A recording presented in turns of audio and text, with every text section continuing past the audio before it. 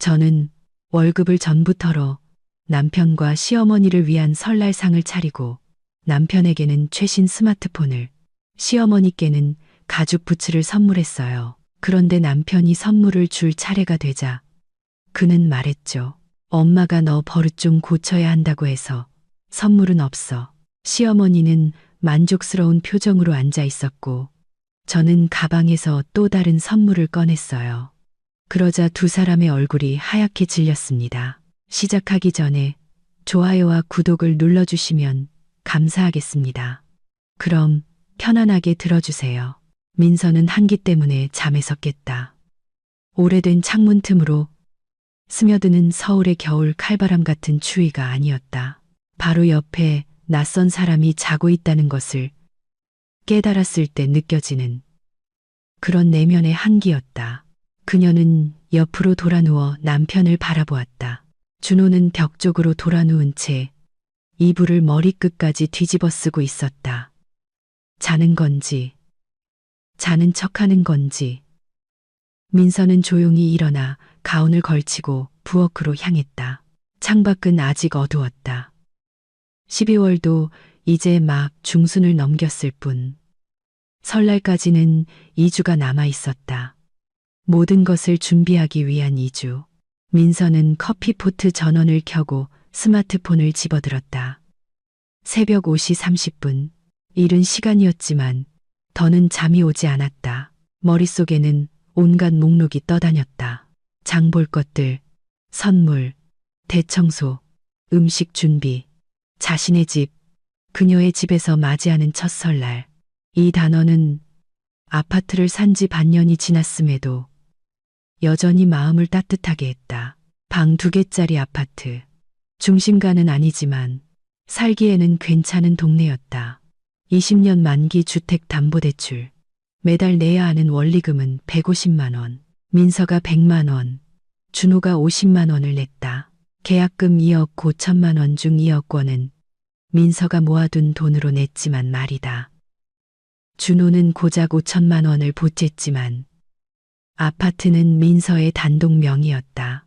결혼하기 2달 전에 구매했기 때문이다. 그때 변호사는 혼인신고, 전에 취득한 부동산은 개인의 고유 재산으로 남는다고 조언해 주었다.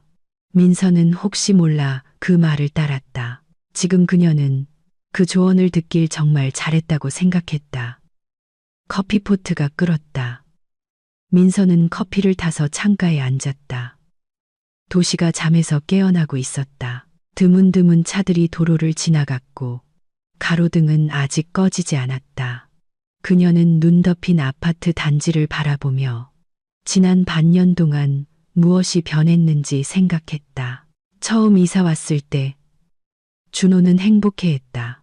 그녀를 껴안고 입을 맞추며 말했다. 고마워 자기야. 네가 사자고 고집해줘서 정말 다행이야.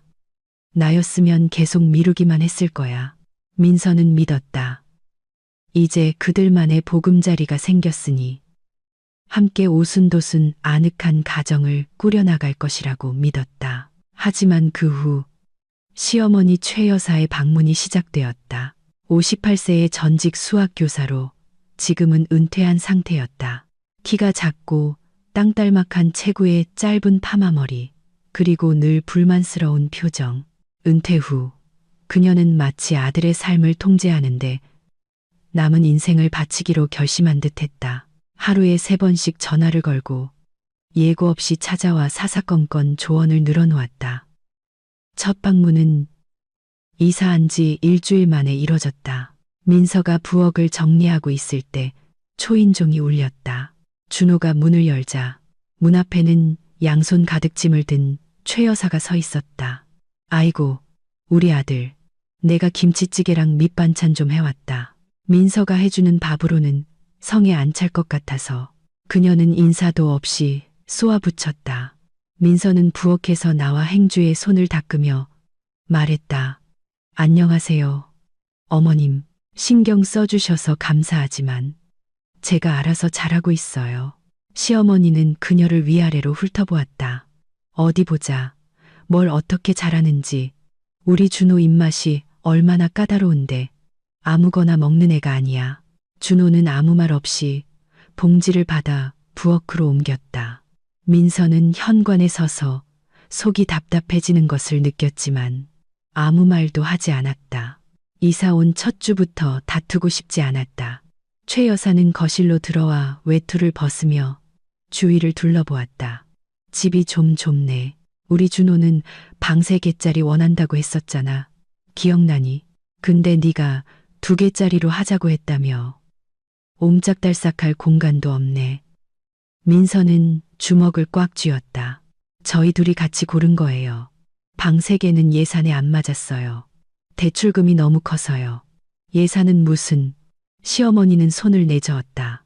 우리 준호가 돈 잘 버는데 충분히 감당할 수 있었어. 이제 애라도 낳아봐. 그 애는 어디서 키울래? 민서는 대답하지 않았다. 아이 문제에 대해서는 준호와 제대로 이야기해 본 적도 없었다. 대출금 좀 갚고 경제적으로 안정이 되면 한 2년 뒤쯤으로 생각하고 있었다. 하지만 최 여사는 벌써 몇 번이나 손주를 낳으라고 은근히 압박했다. 시어머니는 2시간이나 머물렀다. 집안을 돌아다니며 물건들을 만져보고 한마디씩 했다. 커튼이 너무 싸구려 같네. 바꿔야겠다. 냉장고가 너무 작잖아. 음식은 어디다 넣어두려고. 소파 색깔이 이게 뭐니?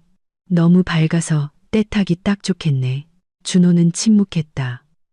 민서는 참았다. 시어머니가 겨우 돌아간 뒤 민서는 남편에게 다가갔다. 준호 씨, 어머님께 좀 말씀드리면 안 될까? 이렇게 행동하지 마시라고. 여긴 우리 집이고 우리 공간이잖아. 어머님이 모든 걸 비판하실 때마다 기분이 너무 안 좋아. 준호는 어깨를 으쓱했다. 시작하지 마. 민서야, 우리 엄마잖아. 우리 걱정돼서 그러시는 거지. 조언 좀 하시는 거 가지고 뭘 그래. 그냥 익숙해져. 익숙해져라. 민서는 이 말을 처음 듣는 것이 아니었고 마지막도 아닐 것임을 직감했다. 시어머니의 방문은 일주일에 1번에서 2번으로 잦아졌다. 최 여사는 집에 와서 집안을 샅샅이 훑어보고 지시를 내렸다. 민서야, 이 식탁보는 왜 깔았니? 너무 요란해서 눈이 아프다. 민서야, 음식을 너무 기름지게 하는구나. 우리 준호 살찐다. 민서야, 선반에 먼지 쌓였네. 청소 좀 자주 해야겠다. 준호는 끼어들지 않았다. 민서가 그의 어머니 행동에 대해 이야기하려 하면 그는 손을 내저으며 말했다. 신경 쓰지 마. 원래 저런 분이시잖아. 곧 잠잠해지실 거야. 하지만 시어머니는 잠잠해지지 않았다. 방문할 때마다 상황은 악화될 뿐이었다. 10월이 지나 11월이 되었다. 민서는 중소무역회사에서 격리로 일했다. 상사는 그녀에게 호의적이었다. 그녀는 흠잡을 데 없이 일했고 보고서도 제때 제출했다. 월급은 350만 원으로 안정적이었다. 그중 100만 원은 대출 상환에, 40만 원은 공과금에, 나머지는 식비, 의류비, 생활비로 나갔다. 저축은 거의 불가능했다. 준호는 건설, 회사 영업부에서 일했다. 그는 민서보다 조금 더 많은 약 400만 원을 벌었다. 그중 50만 원을 대출 상환해 내고 나머지는 유류비, 담뱃값, 친구들과의 술값 등 자신을 위해 썼다. 민서는 반대하지 않았다. 아파트에 더 많은 돈을 내는 만큼 그럴 권리가 있다고 생각했다. 하지만 가끔 속에서 부글부글 끓어오를 때가 있었다. 왜 그는 그렇게 적게 내는 걸까? 왜 자신은 허리띠를 졸라매며 일하는데 그는 자기 마음대로 즐기며 사는 걸까? 하지만 그녀는 다투기 싫어 침묵했다. 11월 중순, 최 여사는 새로운 제안을 들고 왔다. 준호야, 내가 생각해 봤는데 너희 집으로 들어와서 같이 사는 게 어떨까? 그녀는 부엌에서 차를 마시며 말했다. 나 혼자 있으려니 너무 심심해. 집은 넓은데 텅 비어 있고 여기 있으면 너희랑 같이 지낼 수 있잖아. 나중에 손주 생기면 내가 봐줄게. 민서는 그 자리에 얼어붙었다. 합가라니. 시어머니가 그들과 함께 살고 싶어 한다니. 준호는 머리를 긁적였다. 엄마, 근데 우리 집 방 2개뿐이라. 우리도 좁은데 그게 뭐 어때서. 최 여사는 물러서지 않았다. 나는 작은 방 쓰고 너희는 안방 쓰면 되잖아. 공간은 충분해. 내가 너희 도와줄게. 밥도 해주고 청소도 해주고 살림도 봐주고. 민서는 참지 못했다. 어머님, 그건 불가능해요. 저희 집은 정말 좁고 저희 둘이 사는데 익숙해졌어요. 시어머니는 차가운 경멸이 담긴 눈으로 그녀를 쳐다보았다. 너한테 물어본 거 아니다. 이건 내 아들이 결정할 문제야. 준호야, 넌 어떻게 생각해? 준호는 우물쭈물했다. 엄마, 일단 좀 생각해보자. 이건 중요한 문제잖아. 생각은 무슨. 최 여사는 불만스럽게 콧방귀를 뀌었다. 너무 오래 끌지는 마라. 기다릴 테니. 민서는 침실로 들어가 침대에 앉아 머리를 감쌌다. 시어머니가 이사 오면 삶은 지옥이 될 것이다. 끊임없는 감시, 잔소리, 지시. 안 돼. 절대로 그렇게 둘 순 없어. 저녁에 그녀는 준호와 이야기했다. 준호 씨, 난 어머님이 우리랑 같이 사는 거 싫어. 미안하지만 이건 내 아파트야. 내가 샀다고. 여기서 누가 살지는 내가 결정해. 준호는 미간을 찌푸렸다. 내 아파트, 우린 가족이잖아. 민서야, 다 같이 쓰는 거지. 아니, 같이 쓰는 거 아니야. 이 아파트는 내 명의로 되어 있고 결혼하기 전에 내가 산 거야. 법적으로 이건 내 고유 재산이야. 준호의 얼굴이 하얗게 질렸다. 너 지금 진심이야? 그럼 무슨 일이라도 생기면 날 그냥 내쫓겠다는 거야. 당신을 내쫓으려는 게 아니야. 하지만 어머님이 여기 들어와 사시는 건 허락할 수 없어. 여긴 우리 둘만의 공간이라고. 어머님이 같이 살면 우리 버티지 못할 거야. 준호는 잠시 침묵하더니 고개를 끄덕였다. 알았어. 내가 안 된다고 말씀드릴게. 민서는 안도의 한숨을 내쉬었지만 기쁨은 잠시였다. 다음 날 최 여사는 그녀의 회사로 전화를 걸었다. 민서야, 나다. 너랑 할 얘기가 좀 있는데. 민서는 긴장했다. 내 어머님, 준호가 그러는데 내가 들어와 사는 거 네가 반대했다며. 알아, 내 마음 이해한다. 신혼부부는 둘이서만 살고 싶겠지. 하지만 나도 엄만데 아들 얼굴 볼 권리는 있는 거 아니니? 물론이죠, 어머님. 언제든지 놀러 오세요. 그래, 잘됐다. 그럼 앞으로 더 자주 가마. 아예 같이 사는 건 싫다니 매일이라도 가야지. 민서는 온몸이 차갑게 식는 것을 느꼈다. 매일. 시어머니는 거짓말을 하지 않았다. 11월 마지막 3주 동안 그녀는 매일 찾아왔다. 저녁 6시면 초인종이 울렸다. 문 앞에는 봉지를 들거나 빈손인 최 여사가 서 있었다. 그녀는 들어와 앉아서는 신문을 시작했다. 준호야, 회사 일은 어떠니? 민서야, 저녁은 뭐 하니? 왜 이렇게 늦었어? 남편이 배고프게 집에 오는데 더 일찍 해야지. 민서는 이를 악물고 침묵했다. 준호는 입을 다물었다. 최 여사는 2~3시간씩 머물다가 밤 9시가 되어서야 돌아갔다. 민서는 아무것도 할 수가 없었다.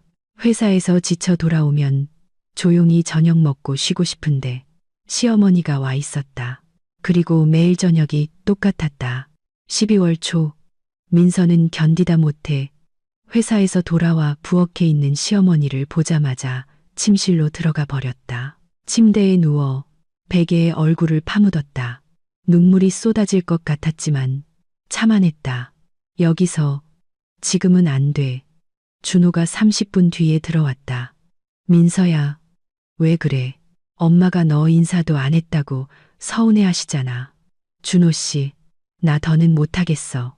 어머님이 매일 와, 매일 쉴 시간도 없고 항상 신경이 곤두서 있어. 그럼 어머님한테 직접 말해. 말했어. 듣지를 않으셔. 당신이 말해야 해. 당신 엄마잖아. 준호는 한숨을 쉬었다. 알았어. 한번 해볼게. 하지만 그의 시도는 아무 소용이 없었다. 최 여사는 상처받았다며 히스테리를 부렸다. 그래, 이제 마누라가 엄마보다 더 중요하다 이거지. 내가 평생 너 하나 보고 살았는데 이제 와서 나를 내쫓아? 준호는 항복했다. 방문은 계속되었다. 민서는 이렇게 살 수는 없다고 깨달았다. 무언가 해야 했다. 하지만 뭘? 12월은 빠르게 지나갔다. 설날까지 2주가 남았다. 민서는 명절 준비에 집중하기로 했다. 자신의 집에서 맞는 첫 설날, 모든 것이 완벽하길 바랐다. 멋진 상차림, 비싼 선물, 아늑한 분위기. 그녀는 음식 목록을 작성했다. 갈비찜, 잡채, 모듬전, 삼색나물, 메인 요리는 꿀을 바른 오리구이. 전체 요리로는 구운 새우, 직접 만든 김밥, 치즈 플래터, 파테를 올린 타르틀렛. 디저트로는 할머니 레시피로 만든 나폴레옹 케이크. 민서는 예산을 짜보았다. 식재료에 약 50만 원, 그리고 선물. 준호는 오랫동안 새 스마트폰을 갖고 싶어 했다. 매장에 갈 때마다 그가 눈독 들이던 최신 모델. 가격은 150만 원, 민서의 월급 대부분을 차지하는 금액이었다. 하지만 그녀는 결심했다. 사주자. 아내가 그를 얼마나 아끼고 노력하는지 한 번이라도 보여주고 싶었다. 시어머니를 위해서는 가죽 부츠를 골랐다. 최 여사는 낡은 부츠가 다 해졌다며 새 것은 비싸다고 몇 번이나 불평했었다. 민서는 50만 원짜리 괜찮은 모델을 찾아냈다. 천연 가죽의 따뜻한 겨울 부츠. 괜찮은 선물이었다. 총 150만 원, 드러시만 원, 드러시만 원, 250만 원. 월급보다 많은 금액이었다. 모아둔 돈을 써야 했다. 하지만 민서는 아깝지 않았다. 이 명절이 기억에 남기를 바랐다. 12월 20일 금요일, 민서는 회사에 조퇴를 했다. 명동의 백화점으로 가서 전자제품 매장에 들렀다. 직원이 그녀가 찾던 스마트폰 모델을 보여주었다. 민서는 상자를 손에 들고 이리저리 돌려보았다. 아름답고 현대적이며 준호가 원하던 바로 그 모델이었다. 이걸로 주세요. 그녀는 카드로 결제했다. 55만 원이 계좌에서 빠져나갔다. 민서는 잔액을 확인했다. 60만 원. 부츠와 식재료를 사기엔 빠듯했다. 전자제품 매장에서 나와 구두 매장으로 갔다. 시어머니를 위한 부츠를 골랐다. 클래식한 디자인의 검은색 가죽, 낮은 굽. 최 여사도 마음에 들어 할 것이다. 점원은 예쁜 상자에 포장해주며 영수증을 건넸다. 50만 원. 민서는 결제를 하고 밖으로 나왔다. 찬바람이 뺨을 스쳤지만 마음은 따뜻했다. 2개의 선물이 준비되었다. 이제 식재료를 사고 명절 음식을 준비하는 일만 남았다. 집에 와서 그녀는 선물 상자를 복도 위 수납장에 숨겼다. 준호는 아직 퇴근 전이었다.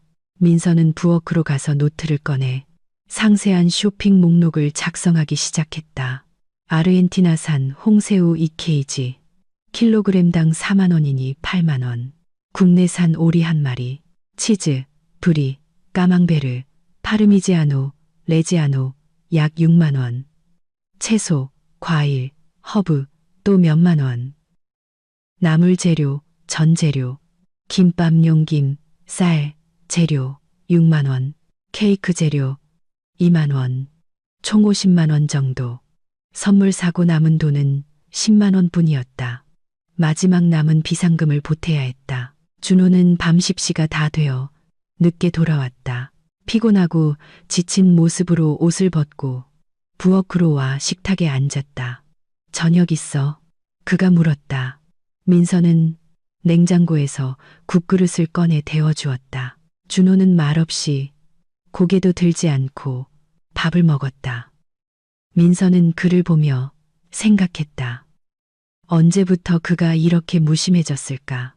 예전에는 대화도 하고 하루 동안 있었던 일도 나눴는데 이제 그는 퇴근해서 저녁을 먹고는 방으로 들어가 스마트폰만 들여다봤다. 준호 씨, 회사 일은 어때? 그녀가 물었다. 괜찮아. 연말이라 정신없어. 다들 설 전에 계약 끝내려고 하거든. 그렇구나. 있잖아. 나 명절 음식 생각 중인데 멋진 저녁상 차리고 싶어. 어머님도 오시지. 준호가 고개를 들었다. 당연히 오시지. 이미 말씀드렸어. 저녁 6시에 오실 거야. 알았어. 내가 다 준비할게. 준호는 고개를 끄덕이고 국을 다 먹은 뒤 그릇을 싱크대에 놓고 방으로 들어갔다. 민서는 부엌에 남아 창가에 앉아 밤의 도시를 바라보았다. 창밖에는 눈송이가 흩날렸다. 거리는 한산해지고 집집마다 불이 꺼져갔다. 민서는 팔로 자신을 감쌌다. 춥다. 왜 이렇게 추운 걸까? 12월 21일 토요일 민서는 식재료를 사러 시장에 갔다. 바퀴 달린 큰 장바구니를 끌고 갔다. 시장은 명절 준비를 하는 사람들로 붐볐다. 민서는 좌판 사이를 비집고 다니며 물건을 골랐다. 아르헨티나산 큼직한 홍새우 2kg 8만 원. 국내산 냉장오리 한 마리 3만 원. 전문점에서 산 치즈. 부드러운 브리, 곰팡이가 핀 까망베르, 단단한 파르메산, 채소, 토마토, 오이, 파프리카, 양파, 당근, 감자, 시금치 등 7만 원. 허브, 딜, 파슬리, 고수, 상추 1만 원. 과일, 오리구이용 사과, 새우용 레몬, 명절 분위기를 낼 귤 2만 4천 원. 채소 가게에 털모자를 쓴 통통한 아주머니는 봉지에 물건을 담으며 말했다. 명절 준비하시나 봐요. 새댁, 아주 푸짐하게 하시네. 네, 좀 신경 쓰고 있어요. 민서가 미소 지었다. 잘하네. 설날은 1년에 한 번인데 멋지게 보내야지. 민서는 계산을 하고 집으로 향했다. 준호는 없었다. 아침 일찍 어머니 댁에 갔다. 민서는 사온 것들을 정리했다. 새우는 냉동실에, 채소는 냉장고에 넣었다. 노트를 꺼내 요리 계획을 세우기 시작했다. 12월 23일 나폴레옹 케이크 반죽해서 시트 굽기, 냉장고에 보관. 24일 케이크 크림 만들고 조립해서 숙성시키기. 25일 오리구이 예행 연습. 31일 아침에 나물 무치고 전 부치기. 오후에 오리 굽기. 저녁에 새우랑 김밥 만들기. 계획은 명확하고 실행 가능했다. 민서는 자신감이 넘쳤다. 준호는 저녁에 돌아왔다. 피곤했지만 만족스러운 표정이었다. 엄마네 장롱 옮겨드리고 왔어. 엄청 좋아하시더라. 그가 재킷을 벗으며 말했다. 잘했네. 민서가 고개를 끄덕였다. 아, 그리고 엄마가 설날 당일 저녁 6시에 오셔서 자정까지만 계시겠대. 알았어. 6시까지 상 차려 놓을게. 준호는 방으로 들어갔다. 민서는 부엌에 남아 냉장고에서 닭고기를 꺼내 손질하기 시작했다. 몸은 기계적으로 움직였지만 생각은 다른 곳에 있었다. 시어머니가 6시에 오신다. 그럼 그때까지 모든 게 준비되어 있어야 한다. 상차림, 음식, 집안 청소까지. 민서는 최 여사가 흠잡을 데 없기를 바랐다. 물론 그녀가 어떤 식으로든 흠을 잡으리라는 것도 알고 있었다. 원래 그런 사람이니까. 12월 22일 일요일 아침부터 최 여사에게서 전화가 왔다. 민서야, 좋은 아침. 내가 생각해 봤는데 음식 준비하는 거 좀 도와줄까? 가서 뭐라도 좀 만들어주려고. 민서는 심장이 철렁했다. 한창 준비 중인 자기 부엌의 시어머니라니. 그건 재앙이었다. 최 여사는 여기저기 참견하고 모든 행동을 비판하고 자기 방식대로 다시 하려고 할 것이다. 감사합니다, 어머님. 하지만 괜찮아요. 저 혼자 할 수 있어요. 다 계획해 놨거든요. 얘는 사양하지 마라. 내가 살림꾼인데 평생 가족들 밥해 먹였어. 도와주고 알려줄게. 정말 괜찮아요. 미리 거의 다 준비해 놔서요. 명절 당일에 마무리만 하면 돼요. 최 여사는 잠시 말이 없었다. 내 마음대로 해라. 그냥 너 혼자 힘들까봐 그랬지. 뭐, 내가 싫다는데 억지로 하진 않을게. 목소리에 서운함이 묻어났다. 민서는 한숨을 쉬었다. 어머님, 기분 상하게 하려는 게 아니에요. 그냥 제가 혼자 제 계획대로 하는 게 편해서 그래요. 알겠다. 그럼 난 필요 없다는 거네. 뭐, 이제 익숙해져야지. 민서는 작별 인사를 하고 전화를 끊었다. 주먹을 꽉 쥐고 10가지 셌다. 시어머니와의 모든 대화는 지뢰밭 같았다. 무슨 말을 하든 다 틀린 것이고 다 서운한 것이었다. 준호가 하품하며 침실에서 나왔다. 누구 전화야? 어머님이요. 음식 준비 도와주신다고. 그럼 도와달라고 하지. 준호 씨, 어머님 오시면 모든 걸 비판하실 거잖아. 알면서. 엄마는 그냥 참여하고 싶으신 거야. 너무 밀어내지 마. 민서는 돌아서서 부엌으로 가버렸다. 준호는 방에 남았다. 그가 전화하는 소리가 들렸다. 아마 어머니에게 다시 전화한 모양이었다. 그의 목소리는 달래는 듯, 안심시키는 듯 했다. 민서는 커피포트를 켜고 창밖을 응시했다. 왜 준호는 항상 어머니 편을 들까? 왜 아내를 보호해주고 지지해주지 못할까? 그녀는 하루 종일 부엌에서 보냈다. 나폴레옹 케이크 반죽을 하고 얇게 밀어 시트를 구웠다. 저녁 무렵 부엌에는 황금빛으로 구워진 시트가 산더미처럼 쌓였다. 민서는 그것들을 냉장고에 넣고 손을 닦았다. 피곤했지만 뿌듯했다. 첫 단계가 끝났다. 23일 아침 커스터드 크림을 만들었다. 할머니의 레시피, 우유, 계란, 설탕, 버터, 타지 않도록 약한 불에서 계속 저으며 끓였다. 크림은 진하고 향긋하게 완성되었다. 민서는 크림이 식기를 기다렸다가 케이크를 조립하기 시작했다. 시트 한 장 한 장에 크림을 바르고 층층이 쌓았다. 다 쌓은 뒤에는 숙성을 위해 냉장고에 넣었다. 점심때쯤 케이크가 완성되었다. 민서는 만족스럽게 결과를 바라보았다. 그림처럼 예쁘고 반듯했다. 준호도 좋아할 것이다. 준호는 저녁 6시에 돌아와 부엌으로 들어서며 킁킁거렸다. 이게 무슨 냄새야? 할머니 레시피로 만든 나폴레옹 케이크요. 맛있겠다. 냄새 좋다. 한 조각 먹어봐도 돼. 안 돼요. 충분히 숙성되어야 해요. 설날에 맛봐요. 준호가 씩 웃었다. 깐깐하긴. 민서가 미소 지었다. 며칠 만에 처음으로 그가 긴장감 없이 편안하게 그녀에게 말을 걸었다. 25일. 민서는 회사에 휴가를 냈다. 부장님은 별말 없이 허락해 주셨다. 보고서는 다 제출했고 연말 정산도 거의 끝났다. 민서는 이날을 오리구이 예행 연습에 바칠 계획이었다. 설날 당일에 허둥대지 않도록 레시피를 완벽하게 익히고 싶었다. 냉장고에서 오리를 꺼내 해동하고 내장을 제거하고 씻어서 물기를 닦았다. 소금, 후추, 향신료로 문질러 재워두었다.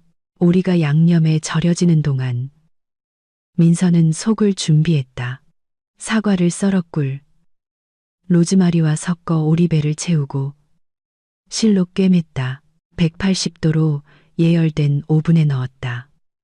이 시간 동안 구우면서 30분마다 흘러나온 육즙을 끼얹어 주었다.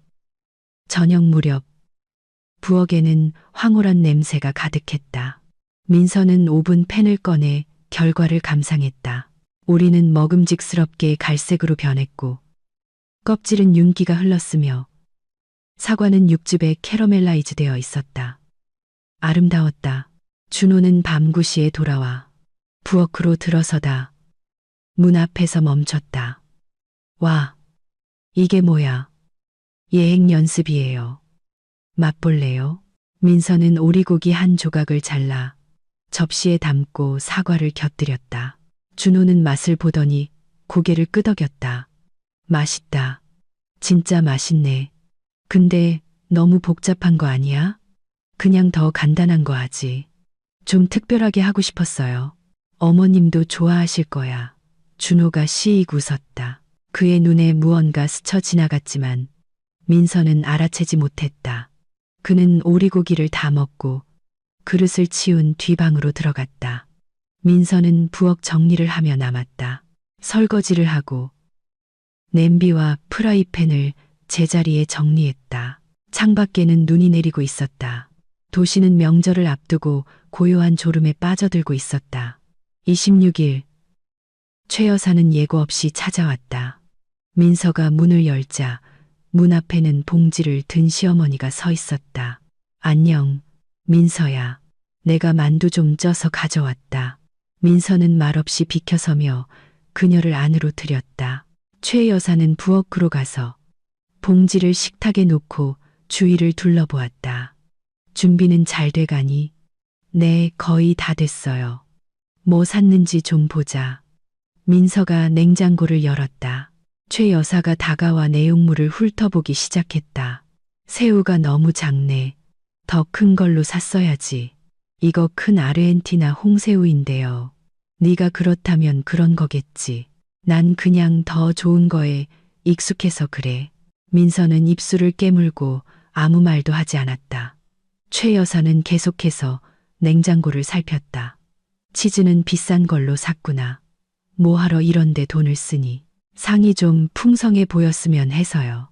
풍성한 거랑 낭비하는 건 다른 거야. 절약하는 법을 배워야지. 민서야. 가계부를 아껴 써야지. 우리 준호가 대출금 갚느라 얼마나 힘든데. 민서는 속에서 분노가 치밀어 오르는 것을 느꼈다. 대출금을 준호가 갚는다고?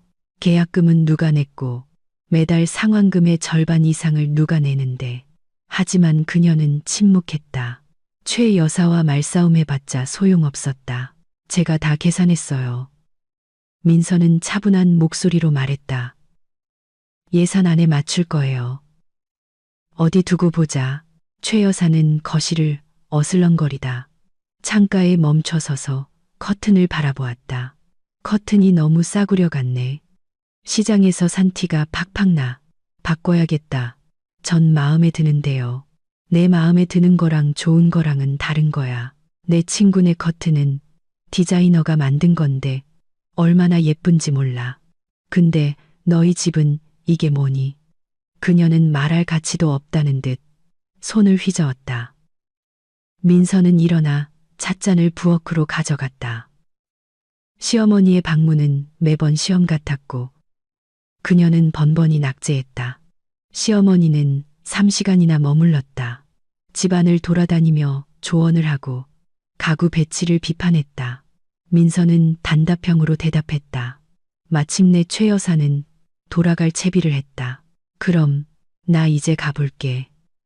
준호한테는 내가 다녀갔다고 전해주고. 그리고 너, 민서야. 너무 서운해하지 마라. 다 너희 잘 되라고 하는 소리니까. 너희가 잘 살았으면 해서 그래. 민서는 고개를 끄덕이고 그녀가 나간 뒤 문을 닫았다. 문설주에 기대어 한숨을 내쉬었다.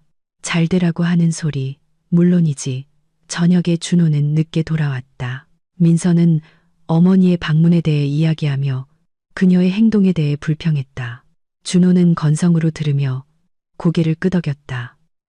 시작하지 마, 민서야. 우리 엄마잖아. 우리 걱정돼서 그러시는 거지.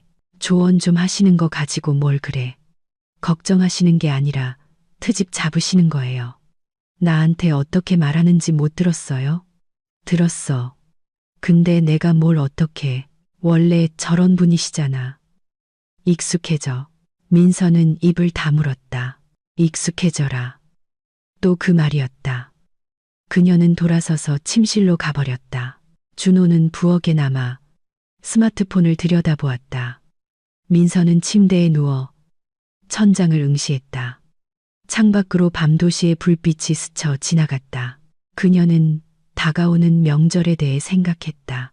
모든 것이 완벽하게 지나가길 바랐다. 27일 민서는 마지막 준비를 마쳤다. 부족한 식재료를 샀다. 마요네즈, 계란, 나물재료, 김밥용 김, 쌀, 생선, 새우용 레몬, 8만 원을 더 썼다. 이제 돈은 다 떨어졌지만 식재료와 선물은 모두 준비되었다. 이제 설날 당일만 기다리면 되었다. 준호는 요즘 며칠 동안 이상했다. 무심하고 말이 없고 겉도는 느낌이었다. 퇴근해서 저녁을 먹고는 바로 방으로 들어가 버렸다. 스마트폰으로 누군가와 메시지를 주고받았다. 민서가 말을 걸려 해도 그는 단답형으로만 대답했다. 28일 저녁, 준호는 방에서 메시지를 주고받고 있었다. 민서는 그가 화면을 보며 미소 짓고 빠르게 메시지를 입력하는 것을 보았다. 그녀가 다가가 어깨 너머로 훔쳐보려 하자 준호가 갑자기 스마트폰을 치웠다. 뭐야? 왜 훔쳐봐? 훔쳐보는 거 아니에요. 그냥 저녁 먹을 건지 물어보려고 했어요. 먹을 거야, 나중에. 민서는 물러섰다. 심장이 두근거렸다. 왜 그렇게 날카롭게 반응했을까? 29일, 민서는 참지 못했다. 아침에 준호가 출근하자 그녀는 그의 노트북을 집어들었다. 그는 가끔 메일이나 메신저에서 로그아웃하는 것을 잊곤 했다. 민서는 브라우저를 열어 메일에 접속했다. 텅 비어 있었다. 의심스러운 메일은 없었다. 메신저를 열었다. 어머니, 친구들, 동료들과의 대화, 특별한 것은 없었다. 하지만 그중 한 대화에서 최 여사가 보낸 이상한 메시지를 발견했다. 준호야, 우리 약속한 거 잊지 않았지? 설날에 개버릇 단단히 고쳐주자. 누가 이 집의 주인인지 똑똑히 알게 해줘야 해. 민서는 그 자리에 얼어붙었다. 버릇을 고쳐주자. 누구를? 그녀를. 그녀는 메시지를 몇 번이고 다시 읽었다. 손이 떨렸다. 이게 무슨 뜻이지? 무슨 약속을 한 걸까? 대화를 위로 올려봤지만 이전 메시지들은 삭제되어 있었다. 이 메시지 하나만 남아 있었다. 민서는 노트북을 닫고 소파에 앉아 머리를 감쌌다. 대체 무슨 일이 벌어지고 있는 거지? 준호와 그의 어머니가 무언가 꾸미고 있다. 그녀의 버릇을 고쳐주려고 한다. 하지만 무엇 때문에? 생각이 엉켰다. 민서는 진정하려 애썼다. 어쩌면 자기가 잘못 이해한 걸지도 모른다. 다른 무언가에 대한 이야기일 수도 있다. 하지만 내면의 목소리가 속삭였다. 아니, 이건 내 얘기야. 설날에 무슨 일이 일어날 거야. 민서는 일어나 방 안을 서성였다. 대비해야 한다. 모든 것에 대비해야 한다. 하지만 구체적으로 무엇에? 그녀는 책상에 앉아 노트북을 켜고 엑셀을 열었다. 문서를 작성하기 시작했다. 그들이 게임을 원한다면 게임을 해주지. 민서는 굴욕을 잠자코 참는 사람이 아니었다. 저녁 무렵 문서가 완성되었다. 준호의 가족을 위해 제공한 모든 서비스, 모든 행동, 모든 시간에 대한 상세한 청구서였다. 민서는 꼼꼼하게 계산하며 한 줄 한 줄 입력했다. 주거비. 이 지역 방 한 칸 월세는 월 100만 원. 1년이면 일 200만 원. 공과금, 전기, 수도, 난방, 인터넷 월 30만 원. 1년이면 360만 원. 청소 서비스. 전문 청소업체는 방문당 5만 원. 민서는 주 3회 청소한다. 연간 156회 청소. 총 780만 원. 음식 준비 서비스. 개인 요리사는 하루 7만 원. 민서는 매일 요리한다. 365일. 총이 555만 원. 세탁 및 다림질. 세탁소 서비스는 킬로그램당 5천 원. 주당 약 10kg. 연간 260만 원. 가사관리. 식료품 및 생필품 구매. 살림 정리. 가사 도우미. 월 50만 원. 연간 600만 원. 시어머니의 갑질을 견딘 정신적 피해 보상. 심리치료사 세션은 시간당 10만 원. 시어머니는 주 2회 방문. 방문 시간은 2시간. 연간 104회 방문 208시간. 총이 80만 원. 명절 및 행사 준비. 지난 1년간 준호 생일, 시어머니 생신, 각종 기념일, 그리고 이번 설날. 매번 민서는 요리하고 청소하고 자기 돈을 썼다. 대략적인 비용 500만 원. 총합계 335만 원. 청구서 말미에 민서는 덧붙였다. 결제는 현금 또는 계좌 이체로 받습니다. 결제 기한은 7일입니다. 결제를 거부할 경우 서비스 제공은 중단되며 재산 분할 및 이혼 소송을 제기할 것입니다. 민서는 문서를 인쇄하여 봉투에 넣고 가방에 숨겼다. 설날, 그녀는 완전 무장 상태일 것이다. 30일, 준호는 평소보다 일찍 퇴근했다. 회사에서 일찍 보내줬어. 일 다 끝내서 이제 설 연휴까지 쉬면 돼. 그는 방으로 들어가 가방을 소파에 던졌다. 민서는 그가 어딘가 긴장하고 초조해 보인다는 것을 알아차렸다. 인사도 제대로 하지 않고 입맞춤도 없이 바로 스마트폰을 꺼내 화면에 코를 박았다. 준호 씨, 괜찮아요? 민서가 물었다. 응, 괜찮아. 하지만 목소리는 확신이 없었다. 민서가 다가갔다. 우리 얘기 좀 할까요? 요즘 며칠 동안 좀 이상해요.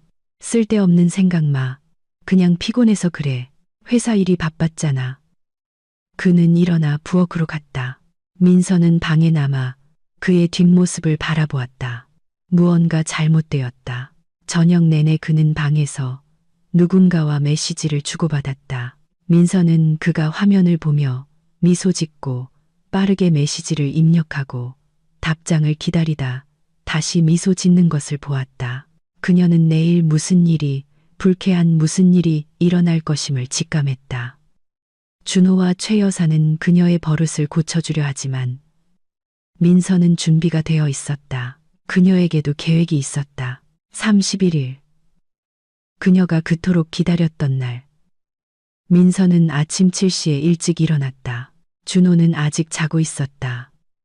그녀는 조용히 일어나 옷을 입고 부엌으로 갔다. 마지막 준비의 날이 시작되었다. 민서는 식재료를 꺼내 나물을 무치고 전을 부치기 시작했다. 계획대로 착착 움직였다. 갈비찜, 잡채, 모듬전, 삼색나물. 점심때쯤 음식 준비가 거의 끝났고 냉장고에 넣어두었다. 준호는 11시에 일어났다. 졸린 얼굴로 부엌에 나왔다. 좋은 아침. 커피 마실래요? 민서가 물었다. 응. 그녀는 그에게 커피를 타서 식탁에 놓아주었다. 준호는 말없이 눈도 마주치지 않고 커피를 마셨다. 좀 도와줄래요?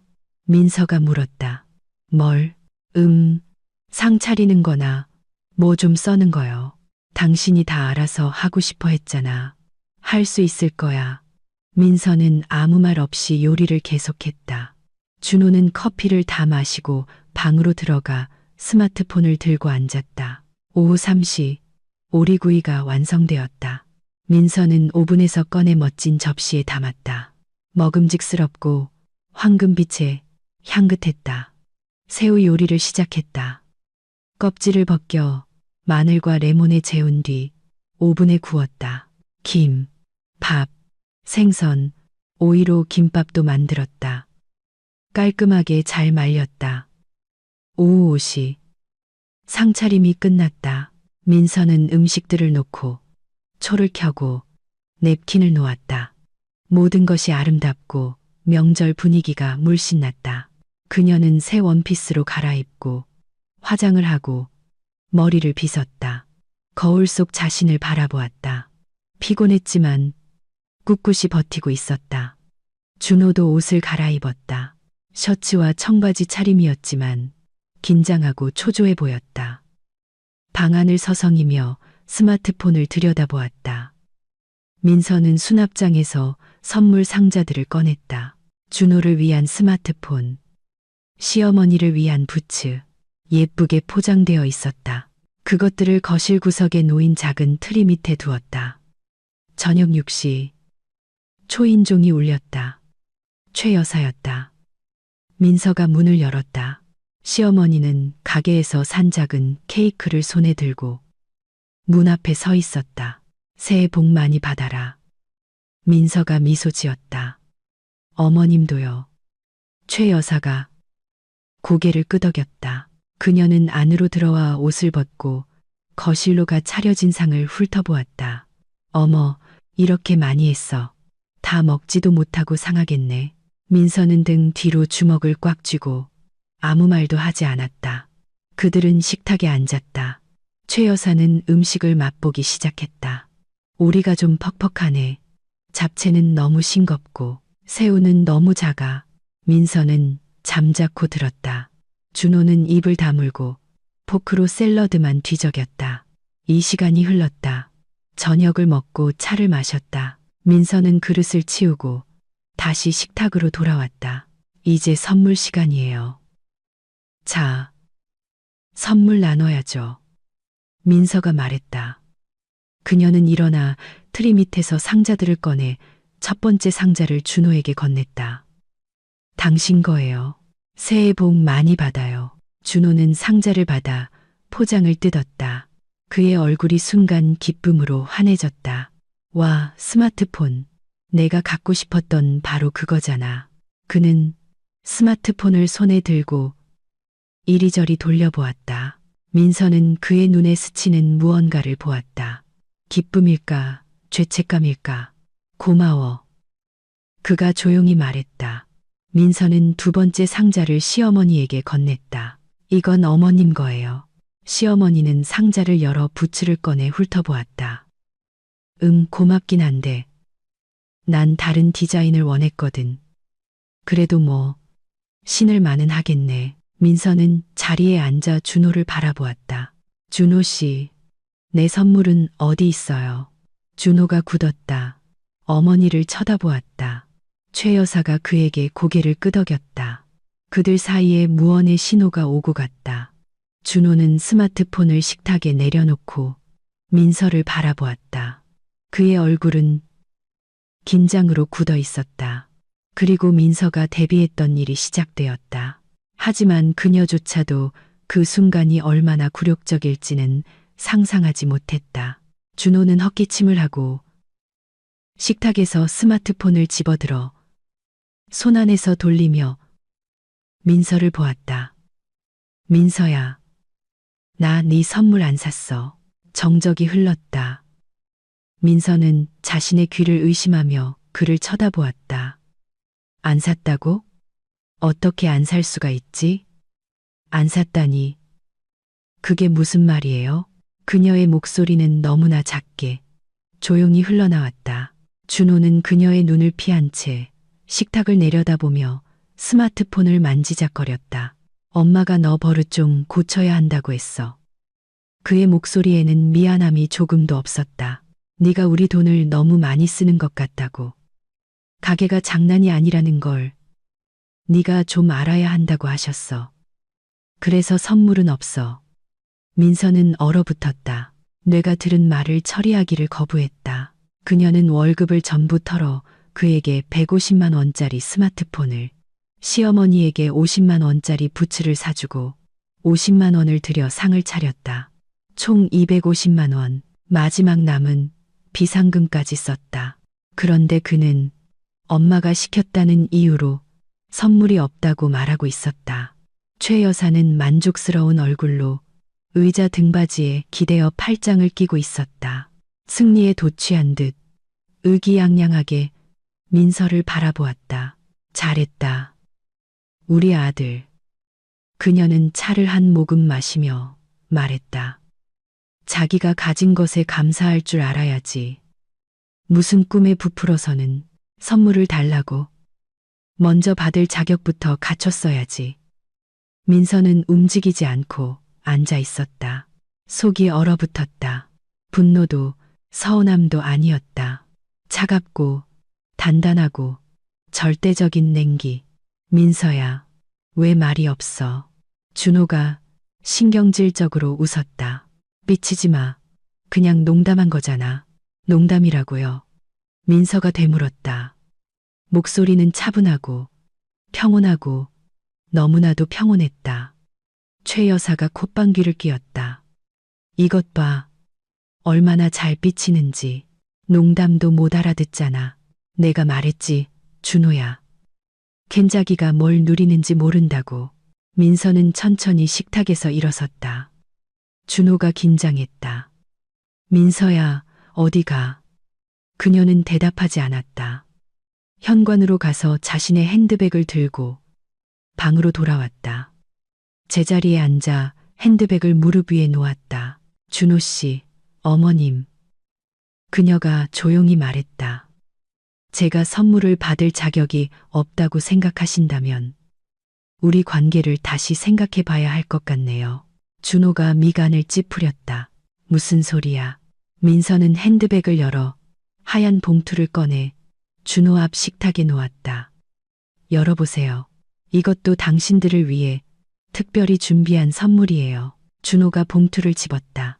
최 여사가 아들의 어깨 너머로 들여다보며 가까이 다가왔다. 준호가 봉투를 열어 종이들을 꺼내 읽기 시작했다. 그의 얼굴이 변했다. 처음에는 의아함, 그 다음엔 충격, 그리고는 하얗게 질렸다.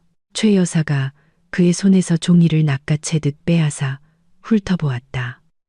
그녀의 입이 떡 벌어졌다. 이게 뭐야? 그녀가 겨우 내뱉었다. 청구서예요. 민서가 차분하게 말했다. 지난 1년간 제가 제공한 서비스에 대한 제가 존중과 선물을 받을 자격이 없다고 생각하신다면 우리 관계는 비즈니스 관계인 거죠. 서비스 비용을 지불하세요. 준호는 눈을 믿을 수 없다는 듯 종이를 쳐다보았다. 총팔 335만 원. 민서야, 너 미쳤어. 아니요. 민서는 의자 등받이에 기댔다. 그냥 계산만 했을 뿐이에요. 주거비, 공과금, 청소, 요리, 세탁, 가사관리, 명절 준비, 그리고 별도 항목으로 당신 어머니의 갑질을 견딘 것에 대한 정신적 피해 보상까지 전부 시장 가격 기준이에요. 확인해 보셔도 좋아요. 최 여사가 벌떡 일어섰다. 준호야, 네가 저게 저렇게 우리한테 말하게 둘 거야. 민서가 그녀를 향해 돌아섰다. 눈은 차갑고 단단했다. 조용히 하세요. 이 집 주인은 저예요. 아파트는 제 단독명이고 결혼 전에 제 돈으로 샀어요. 준호 씨는 제가 2억 낼 때 고작 5천만 원 보탰죠. 법적으로 이건 제 고유 재산이에요. 준호는 더욱 하얗게 질렸다. 하지만 우린 같이 살고 가족이잖아. 가족이요. 민서가 비웃었다. 명절날 저녁상 앞에서 선물도 못 받고 굴욕을 당했을 때 우리가 가족이었나요? 당신 어머니가 내 집에서 나를 가르치려 들 때 우리가 가족이었나요? 당신이 대출 상환금 50만 원 낼 때, 내가 100만 원 낼 때 우리가 가족이었나요? 민서야, 들어봐. 준호가 그녀에게 손을 뻗었다. 아니, 당신이 들어. 민서가 몸을 피했다. 1년, 꼬박 1년 동안 당신들과 살았어요. 당신들은 내 아파트에 공짜로 살고 있죠. 나는 요리하고 청소하고 빨래하고 당신 어머니의 잔소리를 견뎌요. 그리고 결국 제가 받은 게 뭐죠? 굴욕. 선물을 받으려면 자격을 갖춰야 한다는 교훈. 최 여사가 심장을 부여잡았다. 준호야, 나 심장이, 혈압이 오르는 것 같아. 어떻게 제가 감히. 앉아 계세요. 민서가 잘라 말했다. 심장은 멀쩡하실 거예요. 지난주에 당신 집에서 가구 옮기느라 아파트 반을 뒤집어 놓으셨잖아요. 준호는 종이를 집어들어 청구서를 다시 읽었다. 손이 떨렸다. 하지만 내가 이런 돈이 어디 있어? 이게 거의 1억이잖아. 당신 비상금 있잖아요. 민서는 그를 차분히 바라보았다. 알고 있어요. 차 사려고 모으던 돈 7천만 원. 지난달에 당신이 식탁에 명세서 두고 갔을 때 봤어요. 나머지는 어머님께 부탁하시든가요. 그렇게나 자상하시잖아요. 아니면 대출 받으시든가. 난 상관없어요. 준호는 입을 열었다가 닫았다. 다시 열었다. 하지만 민서야, 우린 부부잖아. 어떻게 네가 이럴 수 있어? 할 수 있어요. 민서가 일어섰다. 당신들에게는 2가지 선택지가 있어요. 첫째, 7일 안에 이 청구서 금액을 전액 지불하세요. 그리고 나를 제대로 대하기 시작하면 우리는 가족으로 계속 사는 거예요. 당신 어머니는 초대 없이는 오시지 않고 모든 것에 트집 잡는 걸 멈추시는 거죠. 2번째 선택지, 내일 당장 이혼 소송을 걸겠어요. 당신을 내 아파트에서 내쫓을 거고요. 그리고 우리는 헤어지는 거예요. 선택하세요. 최 여사가 벌떡 일어섰다. 얼굴은 붉어졌고 눈은 튀어나올 것 같았다. 준호야, 절대 저 애한테 돈 주지 마. 이건 협박이야. 순전한 협박이라고. 저 X하고 당장 이혼해. 민서가 그녀를 돌아보았다. 이건 협박이 아니라 정의예요. 당신들은 1년 동안 내 친절, 내 인내, 내 돈을 이용했어요. 내가 영원히 참을 거라고 생각했나요? 나를 굴욕줘도 내가 잠자코 있을 거라고 생각했나요? 너. 최 여사는 분노로 숨이 막혔다. 제가 뭐요? 민서가 그녀에게 한 걸음 다가갔다. 제가 나쁜 며느리인가요? 제가 부족하게 노력했나요? 이 상을 보세요. 3일 동안 준비했고 250만 원 넘게 썼어요. 당신이 원하던 부츠도 사드렸고 남편이 꿈꾸던 스마트폰도 사줬어요. 그리고 제가 받은 게 뭐죠? 선물을 받을 자격이 없다는 교훈뿐이에요. 준호는 청구서에 시선을 고정한 채 앉아 있었다. 입술이 움직이며 금액을 다시 계산했다. 주거비 200만 원, 공과금 360, 청소 780, 요리 555. 그가 중얼거렸다. 다 맞아요. 민서가 고개를 끄덕였다. 제가 시장 가격 몇 번이고 확인했어요.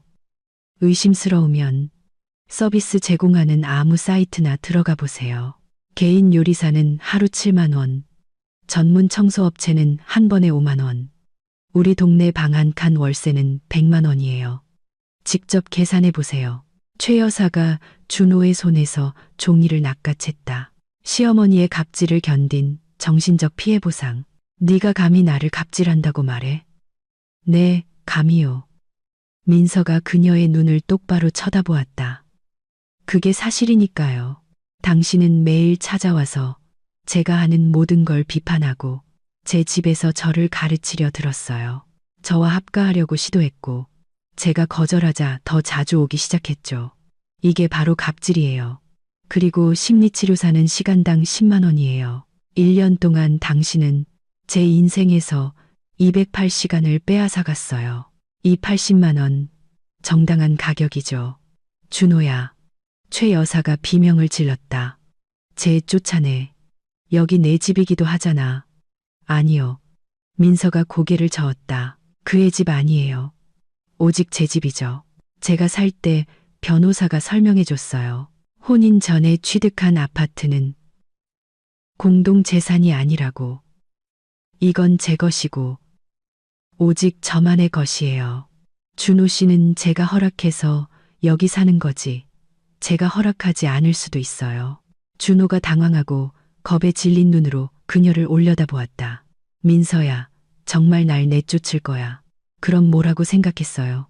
민서가 다시 식탁에 앉았다. 내가 굴욕을 잠자코 참을 거라고 생각했어요? 당신과 어머니는 나를 가르치기로 약속했죠? 네, 내가 대화 내용을 봤어요. 29일에 당신 노트북에 들어가서 어머니가 보낸 메시지를 읽었어요. 설날에 개버릇 단단히 고쳐주자. 누가 이 집의 주인인지 똑똑히 알게 해줘야 해. 정말 내가 이걸 그냥 삼킬 거라고 생각했어요. 준호의 얼굴이 하얗게 질렸다. 네가 읽었어. 읽었고 준비했어요. 나를 가르치고 싶었다고요. 당신들이 직접 교훈을 얻으세요. 최 여사가 의자에 주저앉았다. 얼굴이 수척해졌다. 그녀는 증오에 찬 눈으로 민서를 보았지만 아무 말도 하지 않았다.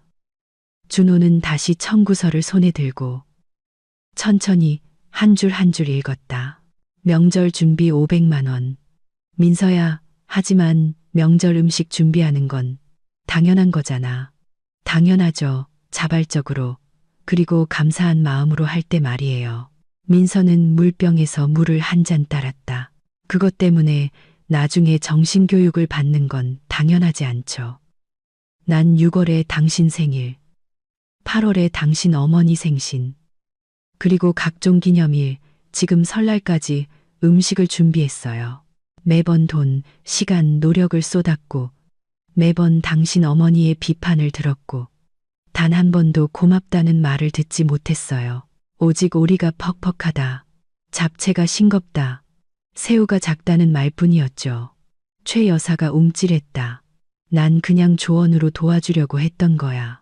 필요 없었어요. 민서가 잘라 말했다. 당신의 조언은 제게 필요 없어요.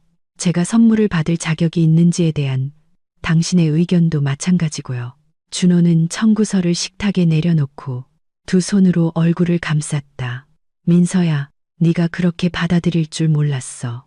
엄마는 그냥 네가 너무 돈을 많이 쓴다고 생각해서 널 좀 말려야 한다고 생각하셨던 거야. 돈을 너무 많이 쓴다고요. 민서가 비웃었다. 내 돈을요. 나는 내 월급을 쓰고 당신은 당신 월급을 쓰죠. 아니면 내가 당신 어머니께 매번 보고라도 해야 하나요? 그래도 가게는 같이. 무슨 가게요? 민서의 목소리가 커졌다. 당신은 대출 상환금 50만 원 내고 나는 100만 원 내요. 당신은 한 달에 350만 원을 자신을 위해 쓰고 나는 200만 원 정도를 써요. 나머지는 식비, 생활비, 공과금으로 나가요. 어디에 공동 가게가 있죠. 나 혼자 이 가정을 꾸리고 있는 거예요. 정적이 흘렀다. 준호는 고개를 들지 못한 채 앉아 있었다. 최 여사는 식탁만 내려다 보았다. 그러니 결정하세요. 민서가 일어섰다. 생각할 시간은 일주일이에요. 돈을 내고 정상적으로 살기 시작하든가 아니면 이혼하든가. 세 번째 선택지는 없어요. 그녀는 핸드백을 들고 침실로 걸어가 문을 닫았다. 침대에 누웠다. 손이 떨리고 심장이 두근거렸지만 마음속에는 얼음 같은 확신이 있었다. 그녀는 올바른 일을 했다. 문 밖에서 목소리가 들렸다. 최 여사가 소리치고 준호는 무언가 중얼거렸다. 그리고 현관문이 쾅 닫히는 소리가 났다. 시어머니가 떠났다. 민서는 눈을 감았다. 새해 첫날은 그녀가 계획했던 대로 시작되지 않았지만 그녀가 마땅히 받아야 할 방식으로 시작되었다. 1월 1일 아침, 민서는 11시가 다 되어 늦게 일어났다. 창밖은 맑은 겨울날이었다. 그녀는 일어나 씻고 부엌으로 나갔다. 준호는 커피를 마시며 식탁에 앉아 있었다. 지쳐 보였고 잠을 못 잔 듯 눈이 충혈되어 있었다. 좋은 아침, 민서가 말했다. 아침, 준호가 퉁명스럽게 대답했다. 그녀는 커피를 타서 맞은편에 앉았다. 둘은 말이 없었다. 마침내 준호가 입을 열었다. 민서야, 진심이야? 그 청구서 말이야. 완전 진심이에요. 하지만 그건 엄청난 돈이잖아. 네, 엄청나죠. 정확히 지난 1년간 내 서비스 가치만큼이에요. 만약 당신이 청소부, 요리사, 가사 도우미를 고용하고 월세를 냈다면 이것보다 훨씬 더 많이 나왔을 거예요. 할인해준 셈이죠. 준호는 두 손으로 얼굴을 문질렀다. 나 그런 돈 없어. 거짓말. 당신 비상금 7천만 원 있잖아요. 명세서 봤어요. 그는 말이 없다가 고개를 끄덕였다. 응. 차 사려고 모으던 돈이야. 그럼 나머지는 어머니한테 부탁하든가 대출받아요. 엄마는 안 주실 거야. 어젯밤에 전화했는데 그 엑스하고 이혼하라고 하셨어. 그럼 대출받아요. 준호가 그녀를 올려다보았다. 민서야, 정말 이것 때문에 우리 가정을 깨려는 거야. 깨는 건 내가 아니에요. 민서가 커피를 한 모금 마셨다. 당신이에요. 당신과 당신 어머니, 당신들이 나를 굴욕 줬어요. 내가 참을 거라고 생각했나요? 안 참았어요. 널 굴욕 주려던 게 아니었어. 엄마가 그냥 그게 너를 위한 교훈이라고, 그렇게 해야 한다고 주장하셨어. 교훈이요. 민서가 비웃었다. 좋아요. 교훈 잘 받았어요.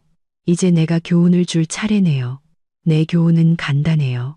날 건드리지 않으면 나도 당신을 건드리지 않을 거예요. 나를 굴욕 주면 그대로 돌려받을 거고요. 난 잠자코 참는 사람이 아니에요. 준호는 말이 없었다. 그리고 일어나 방으로 들어갔다. 민서는 부엌에 남아 커피를 다 마시고 어젯밤 저녁상에 남은 음식들을 치우기 시작했다. 나물과 오리, 새우, 케이크를 모두 깔끔하게 용기에 담아 냉장고에 넣었다. 어제 저녁은 제대로 먹지도 못했다. 그녀가 침실로 들어간 뒤 20분 정도 앉아 있다가 최 여사는 가버렸다.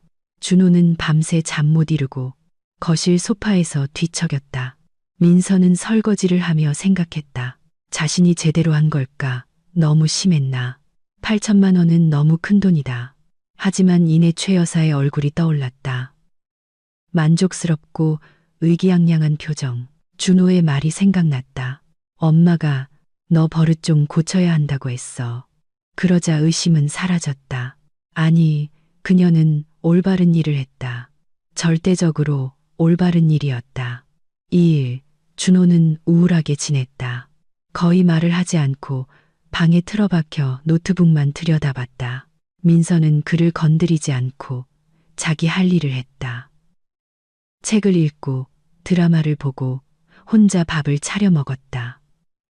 저녁에 그가 부엌으로 나왔다. 민서야, 나 엄마한테 좀 다녀와야겠어. 얘기 좀 하러. 다녀와요. 그는 나갔다가 3시간 뒤에 돌아왔다. 화가 나 얼굴이 붉어져 있었다. 돈 주는 거 거절하셨어. 내 아내가 그렇게 똑똑하면 나가서 돈 벌라고 하시더라. 민서가 어깨를 으쓱했다.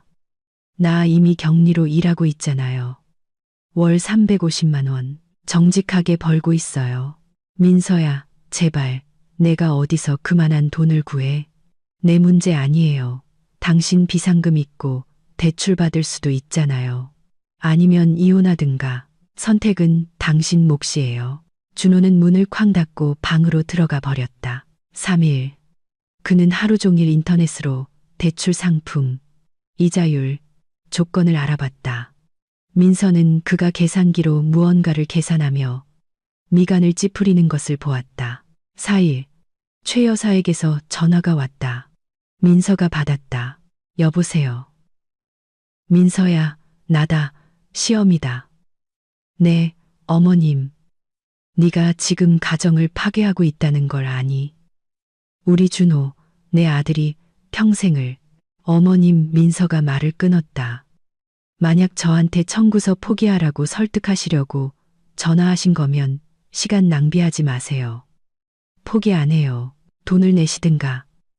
아니면 제가 이혼 소송을 걸든가. 세 번째 선택지는 없어요. 하지만 8천만 원은 너무 큰 돈이잖아. 정확히 제 1년치 서비스 비용이에요. 마음에 안 드시면 제 서비스를 이용하지 마세요. 간단하잖아요. 너. 최 여사는 분노로 숨이 막혔다. 끊겠습니다. 민서는 전화를 끊었다. 1시간 뒤 다시 전화가 왔다. 민서는 받지 않았다. 또 전화가 왔다. 민서는 번호를 차단했다. 5일, 준호는 방에서 나오지 않았다. 하루 종일 스마트폰과 노트북만 들여다보았다. 민서는 그를 방해하지 않았다. 혼자 밥을 먹고 영화를 봤다. 저녁에 그가 나왔다. 얼굴이 잿빛이고 수척했다. 민서야, 나 비상금 7천만 원 있어. 그거 줄게. 사강비, 그리고 나머지 1,000만 원 조금 넘는 돈은 연 15% 이자로 대출받을게. 3년 동안 갚아야 해. 당신 일이에요. 준호는 그녀를 바라보았다. 정말 내가 그렇게 하게 만들 거야? 네, 돈을 내든가 이혼하든가 결정해요. 그는 말이 없다가 고개를 끄덕였다. 알았어, 낼게. 하지만 조건이 하나 있어. 뭔데요? 엄마는 이제 초대 없이는 여기 오지 않을 거고, 너도 엄마를 모욕하는 걸 그만둬. 동의해요. 민서가 고개를 끄덕였다. 그리고 당신도 우리 가족에 대한 엄마의 조언을 듣는 걸 그만둬요. 우리 가족은 당신과 나 둘뿐이에요. 엄마가 아니라고요. 준호가 고개를 끄덕였다. 알았어. 6일, 그는 은행에 가서 대출 신청을 했다. 저녁에 돌아왔다. 피곤했지만 체념한 듯 보였다. 내일 돈 보내줄게. 비상금 7천만 원이랑 대출금 335만 원. 총 335만 원. 알았어요. 기다릴게요. 7일. 그들의 대화 후 정확히 일주일 만에 민서의 계좌로 돈이 입금되었다. 335만 원. 그녀는 확인하고 고개를 끄덕였다. 받았어요. 고마워요.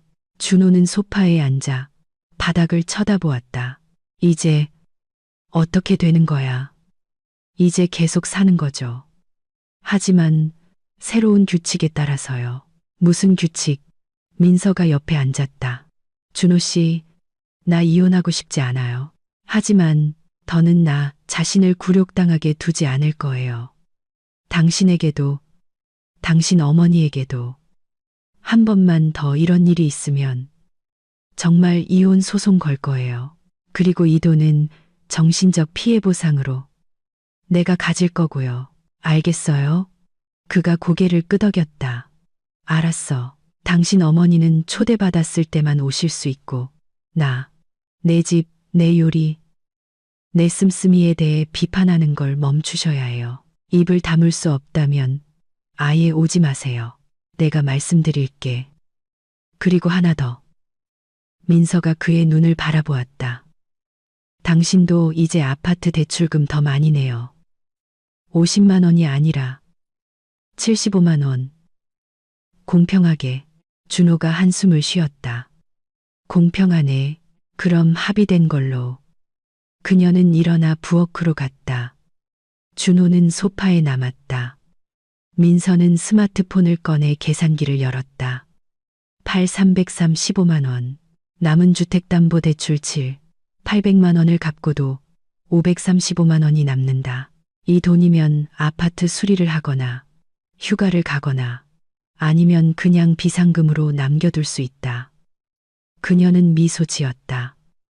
그래, 그녀는 모든 것을 올바르게 했다. 8일. 준호가 어머니에게 전화했다. 민서는 부엌에서 대화를 들었다. 엄마, 나 돈 줬어. 응, 8천만 원 넘게 대출 받았어. 아니, 엄마, 나 이혼 안 해. 가정을 지키고 싶어. 하지만 엄마도 이제 우리 삶에 끼어들지 마. 초대 없이는 오지 말고 민서 비판하지도 마. 입 다물 수 없으면 아예 오지 마. 최 여사는 수화기 너머로 무언가 소리쳤다. 준호는 잠자코 듣다가 말했다. 엄마, 이건 내 결정이야. 존중하는 태도를 보이든가 아니면 우리를 아예 보지 못하든가. 선택해 전화를 끊었다. 민서가 부엌에서 나왔다. 그를 바라보았다. 잘했어요. 준호가 고개를 끄덕였다. 피곤해 보였지만 어딘가 해방된 듯 했다. 9일, 민서는 출근했다. 동료들이 명절 인사를 하며 어떻게 보냈는지 물었다. 민서는 미소 지으며 대답했다. 좋았어요. 조용하게. 부장님이 사무실에 들어와 모두에게 인사를 건넸다. 민서는 일했다. 보고서를 확인하고 데이터를 입력했다. 평범한 업무일이었지만 마음속에는 새로운 무언가가 있었다. 자신감. 그녀는 더 이상 잠자코 참던 민서가 아니었다. 그녀는 경계를 세웠고 자신을 지켰고 이겼다. 저녁에 집에 돌아왔다. 준호가 이미 와서 저녁을 준비하고 있었다. 닭고기 파스타. 민서는 놀랐다. 당신이 요리해요? 응, 이제 집안일 좀 도와야겠다고 생각했어. 그녀가 미소 지었다. 고마워요. 함께 저녁을 먹었다. 준호는 회사 일과 새해 계획에 대해 이야기했다. 민서는 들었다. 대화는 정상적이고 평온했다. 아주 오랜만이었다. 10일. 민서는 800만 원을 주택담보대출 조기 상환했었다. 대출은 완전히 끝났고 아파트는 담보 없이 그녀의 것이 되었다. 그녀는 집에서 은행 서류를 보며 앉아 있었다.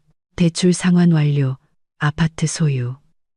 계좌에는 535만 원이 남아 있었다. 준호가 방으로 들어왔다. 뭐해? 대출 다 갚았어요. 그가 굳었다. 전부? 네, 당신이 나한테 준 돈으로요. 준호가 옆에 앉았다. 그러니까 너 가지지 않고. 아니요. 가족을 위해, 우리 미래를 위해 썼어요. 이제 우린 빚이 없어요. 그는 그녀를 바라보았다. 민서야, 나, 뭔데요? 모든 것에 대해 미안해. 엄마 일도, 그날 저녁도, 널 소중히 여기지 않았던 것도.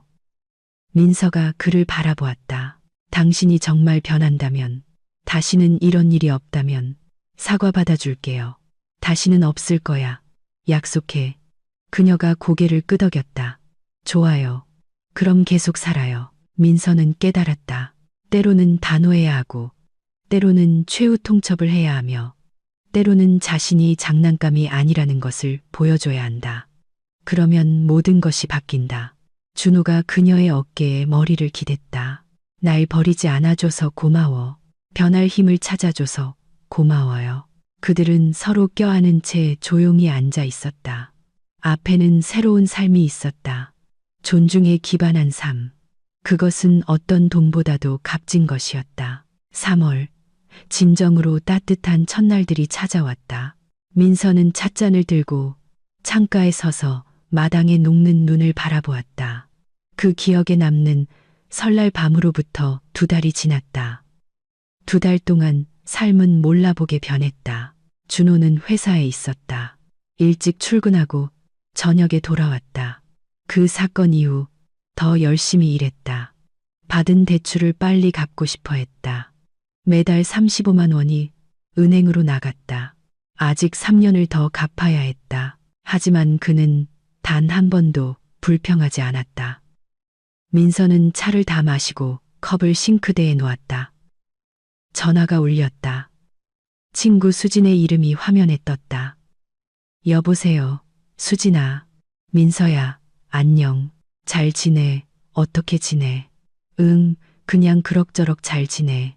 있잖아, 내 설날 이야기 생각나서 2월에 말해줬잖아. 지금은 어때? 준호 씨 변했어? 아니면 다시 원래대로 돌아갔어? 민서가 비웃었다. 아니, 안 돌아갔어. 정말 변했어.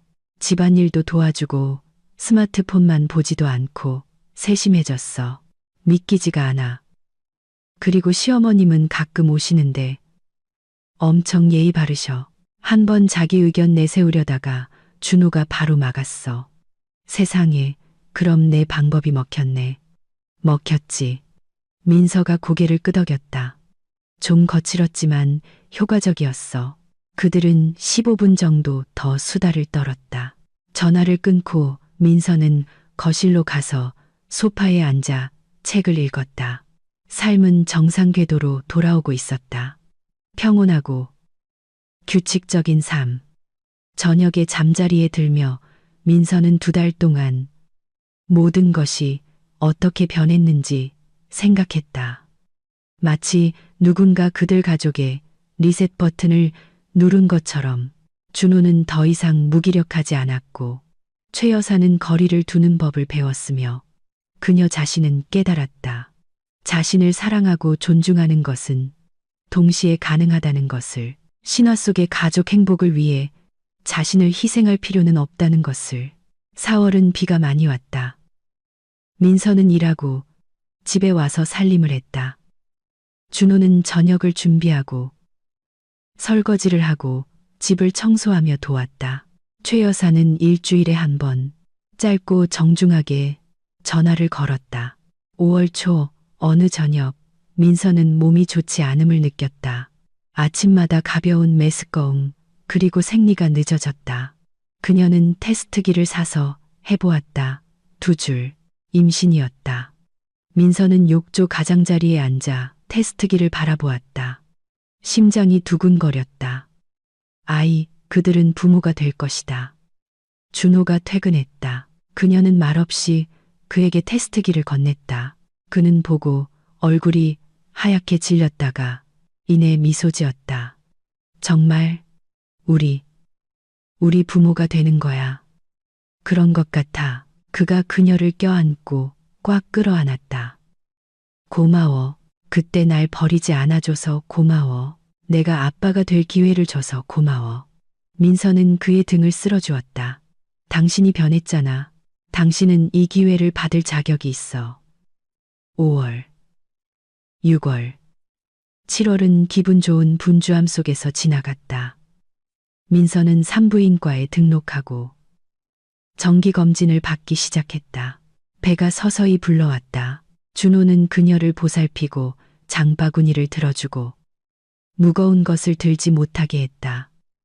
8월, 그들은 아기 성별을 알게 되었다. 아들.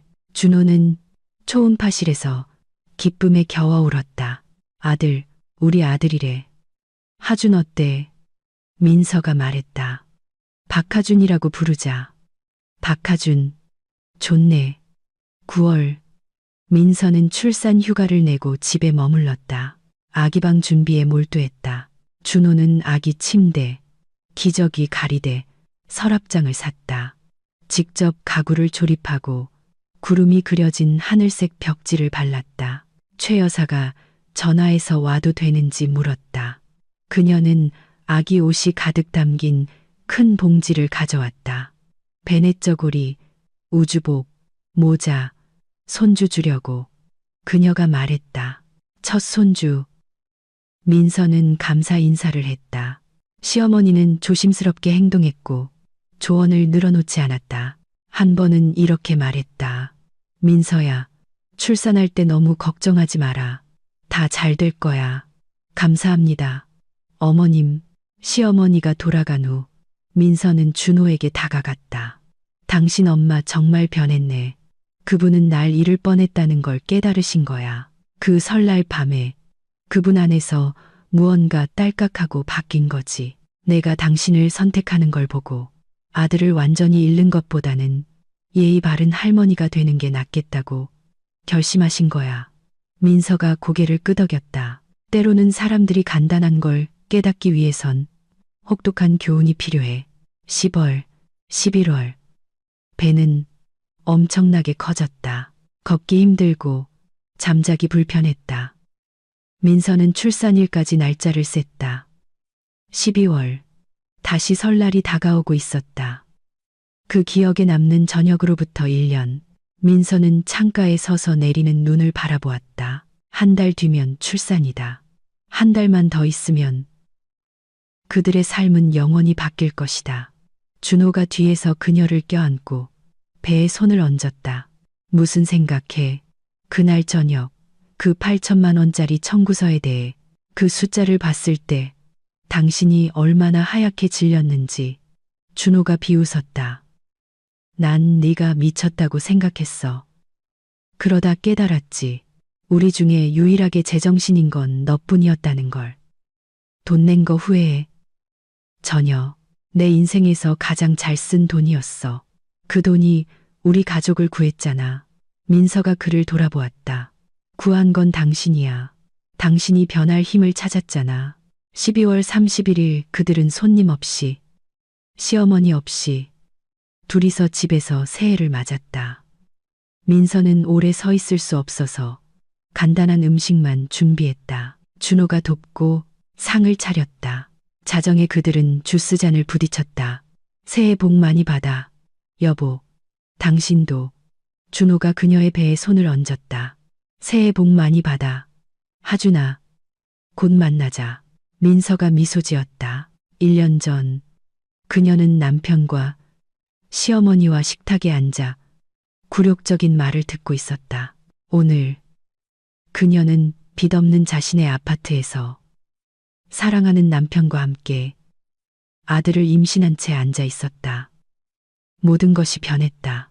그녀가 이제 그만이라고 말하기를 두려워하지 않았기 때문에 1월 10일 이른 아침 민서는 진통에 잠을 깼다. 준호를 흔들었다. 시작됐어. 그는 벌떡 일어나 허둥지둥 가방, 서류, 열쇠를 챙겼다. 진정해요. 민서가 그의 손을 잡았다. 시간 있어. 아직 진통 간격이 길어. 그들은 산부인과로 갔다. 출산은 8시간 동안 계속되었다. 힘들었지만 민서는 버텼다. 아들의 첫 울음소리를 듣고 그녀는 행복에 겨워 울었다. 남자 아기 3.6kg 52cm입니다. 조산사가 알렸다. 하준이를 민서의 가슴에 올려주었다. 따뜻하고 젖어있고 울고 있었다. 그녀는 아기를 꼭 껴안았다. 준호가 1시간 뒤에 들어와 아기 침대로 다가가 아들을 바라보았다. 눈이 붉어졌다. 안녕, 하준아. 아빠야. 민서는 그들을 보며 깨달았다. 이 순간을 위해 모든 것을 겪을 가치가 있었다. 3일 뒤 퇴원했다. 아파트 입구에는 장미 꽃다발과 곰인형을 든 최 여사가 서 있었다. 축하한다. 손주 좀 봐도 될까? 민서가 고개를 끄덕였다. 시어머니는 포대기를 들여다보고 감탄했다. 잘생겼네. 꼭 준호 어릴 때 모습 같아. 집에서 최 여사는 아기를 눕히는 것을 도와주고 가게에 가서 저녁을 준비해 준 뒤 돌아갔다. 토요일마다 와서 돕겠다고 약속했고 그 약속을 지켰다. 일주일에 한 번 와서 젊은 부부가 쉬는 동안 하준이를 돌봐주었고 조심스럽게 행동했다. 2월 어느 날 최 여사가 손주를 안고 흔들어주고 있을 때 민서가 물었다. 어머님, 왜 그렇게 변하셨어요? 시어머니는 잠시 말이 없었다. 그 설날 밤에 준호 눈을 봤다. 날 실망한 눈으로 보더구나. 마치 처음으로 나를 제대로 본 것처럼. 그게 무서웠어. 아들을 잃고 있다는 걸 깨달았지. 네가 걔한테 선택권을 줬고 걔는 너를 선택했어. 그리고 그게 옳았어. 넌 강한 애야. 꺾이지 않았지. 그리고 준호는 너랑 함께 있을 때 더 행복해졌어. 민서는 목이 메는 것을 느꼈다. 그렇게 말씀해 주셔서 감사해요. 모든 것에 대해 미안하다. 진심으로 너희 행복을 빈다. 그들은 처음으로 서로를 껴안았다. 몇 달이 흘렀다. 하준이는 자라며 웃고 옹알이를 했다. 준호는 도왔다. 밤에 아들에게 일어나 흔들어주고 기저귀를 갈아주었다. 봄이 여름으로, 여름이 가을로, 가을이 겨울로 바뀌었다. 다음해 1월 하준이의 첫 번째 생일을 축하했다. 친구와 친척들을 초대했다. 최 여사는 케이크를 구워왔다. 손님들은 축하하고 선물을 주었다. 민서는 케이크를 잘랐고 준호는 아들 사진을 찍었다. 저녁에 손님들이 돌아간 후 그들은 셋이서 소파에 앉아 있었다. 하준이는 민서의 품에서 잠들고 있었다. 무슨 생각하는지 알아? 준호가 말했다. 1년 전에 누가 나한테 이렇게 행복할 거라고 말했다면 믿지 않았을 거야. 난 믿었을 거예요. 민서가 아들의 머리를 쓰다듬었다. 내가 이 행복을 위해 싸웠고 이겼으니까요. 우리가 이겼지. 함께, 함께. 민서는 눈을 감고 1년 반 전 그 설날 밤을 떠올렸다. 자신의 감정, 분노, 서운함, 결심을 떠올렸다. 봉투를 꺼내 식탁에 놓았던 순간, 그들이 하얗게 질렸던 순간을 떠올렸다. 단 한 번도 후회하지 않았다. 때로는 단호해야 하기 때문이다. 때로는 경계를 세워야 한다. 때로는 나는 참지 않을 거야 라고 말해야 한다. 그러면 모든 것이 바뀐다. 가족은 더 단단해지고, 관계는 더 깊어지고, 사랑은 더 강해진다. 민서는 눈을 뜨고 남편을 바라보았다. 사랑해, 나도 사랑해. 하준이는 잠결에 숨을 쉬었다. 준호는 미소 짓고 있었다. 창밖으로 해가 지고 있었다. 모든 것이 좋았고, 모든 것이 올바르게 되었다. 그리고 민서는 알았다. 그들은 불과 물을, 위기와 스캔들, 거의 이혼 직전의 상황을 겪었지만 버텨냈고 더 강해졌다. 그녀의 방법은 통했다. 거칠고 무자비했지만 효과적이었다. 그녀는 희생자가 되지 않았고 꺾이지 않았다. 경계를 세우고 자신을 지켰고 행복을 얻었다. 그녀가 싸워서 얻어낸 행복, 그녀가 마땅히 받아야 할 행복, 8천만 원의 가치가 있는 행복. 하지만 사실 그것은 값을 매길 수 없는 것이었다.